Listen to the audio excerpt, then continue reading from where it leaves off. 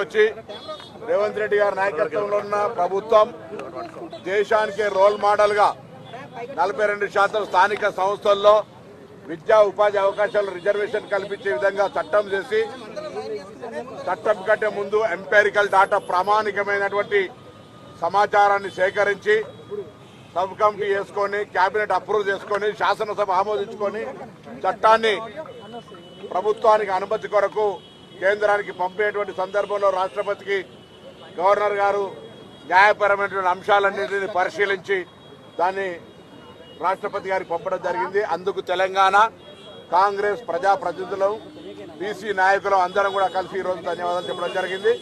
తప్పకుండా తెలంగాణ తీసుకున్నటువంటి role model ఏ కుల గణన సర్వే అయితే జరిగిందో అది ఈరోజు దేశవ్యాప్తంగా భారతీయ జనతా పార్టీ కూడా 2025 క్యాష్ సెన్సెస్ లో ఈ యొక్క కులాల సమాచారాన్ని కూడా తీసుకుంటామని చెప్పడాన్ని స్వాగతిస్తూ తప్పకుండా తెలంగాణ రోల్ మోడల్.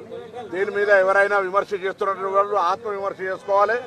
వీళ్ళు గతంలో వ్యతిరేకించిన వాళ్ళు ఇలా మా తెలంగాణ ప్రభుత్వ ఆలోచనను కేంద్రం మార్గదర్శకత్వంగా ఆదర్శంగా తీసుకుంటే జీర్ణించుకోలేక విమర్శిస్తున్నారు.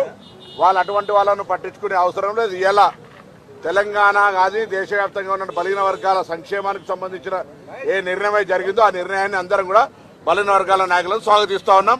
గవర్నర్ గారికి మరొకసారి ధన్యవాదాలు తెలియజేస్తా ఉన్నాం. అందరికీ నమస్కారం.